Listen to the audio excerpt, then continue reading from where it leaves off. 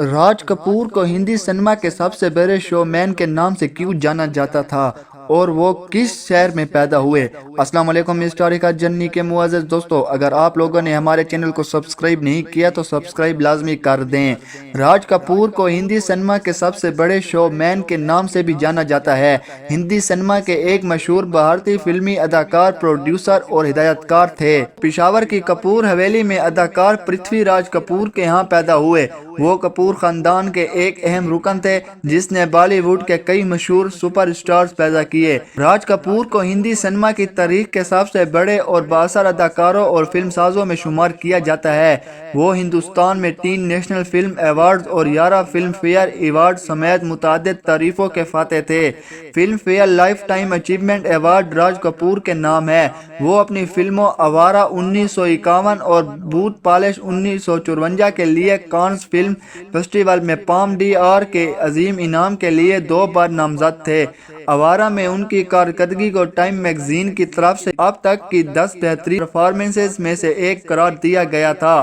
ان کی فلموں نے دنیا بھر کے ناظرین کو اپنی طرف متوجہ کیا، خاص طور پر ایشیا اور یورپ میں انہیں انڈین فلم انڈسٹری کا کلارک گیبل کہا جاتا تھا۔ فنون لطیفہ میں ان کی خدمات پر حکومت ہند نے انہیں 1971 میں پدم بھوشن سے نوازا۔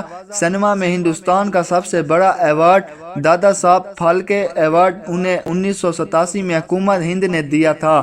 راج کپور 1924 میں کپور حویلی میں ایک پنجابی ہندو گھرانے میں پیدا ہوئے۔ وہ خاندان کے 6 بچوں میں سب سے بڑے تھے۔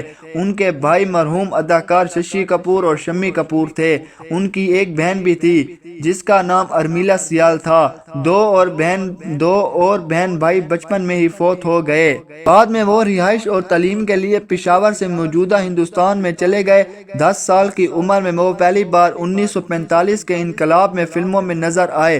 اگلے 12 سالوں میں کئی فلموں میں اداکاری کرنے کے بعد راج کپور کا بڑا وقفہ نیل کمل 1947 میں مرکزی کردار کے ساتھ آیا، جس میں مدھوبالا کے ساتھ ان کا پہلا کردار ایک اہم کردار کے طور پر تھا۔ 1948 میں 24 سال کی عمر میں انہوں نے اپنا ایک اسٹوڈیو آر کے فلمز قائم کیا اور اپنے وقت کے سب سے کم عمر فلم ڈائریکٹر بن گئے، جس نے اپنی ڈائریکشن میں پہلی فلم آگ سے اداکاری کی۔ 1949 میں انہوں نے محبوب خان کی کامیاب فلم انداز میں دلیپ کمار اور نرگس کے ساتھ اداکاری کی، جو بطور اداکار ان کی پہلی بڑی کامیابی تھی۔ اسی سال کے آخر میں ریلیز ہونے والی برسات کے پروڈیوسر، ڈائریکٹر اور اسٹار کے طور پر انہیں پہلی کامیابی ملی۔ انہوں نے اپنے آر کے تحت بنائی گئی کئی ہٹ فلموں میں پروڈیوس اور اداکاری کی، بینر بشمول آوارہ 1951، شری 420 1955، جاگتے رہو 1956 اور جس دیش میں گنگا بہتی ہے 1907۔ ان کی ہوم پروڈکشن کے علاوہ ان کی دیگر قابل ذکر فلموں میں بطور معروف اداکار شامل ہیں۔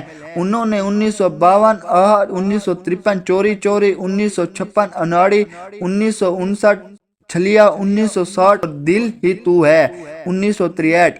انہوں نے ہٹ سوشل فلمیں بوٹ پالش 1954 بھی تیار کی اور اب دلی دور نہیں 1957۔ 1964 میں انہوں نے رومانوی میوزیکل سنگم کے ساتھ پروڈیوس، ہدایت کاری اور اداکاری کی، جو ان کی پہلی فلم رنگین فلم تھی۔ ایک اہم اداکار کے طور پر یہ ان کی آخری بڑی کامیابی تھی، کیونکہ ان کی بعد کی فلمیں جیسے اراؤنڈ دی ورلڈ 1966 اور سپنوں کا سوداگر 1968 باکس آفس پر فلاپ تھی۔ 1965 میں وہ چوتھے ماسکو انٹرنیشنل فلم فیسٹیول میں جیوری کے رکن تھے۔ 1971 میں انہوں نے اپنے بڑے بیٹے رندھیر کپور کو فیملی ڈرامہ کل آج اور کل میں لانچ کیا، جس میں وہ خود، ان کے بیٹے رندھیر، ان کے والد پرتھوی راج کپور اور رندھیر کی ہونے والی بیوی ببیتا تھے۔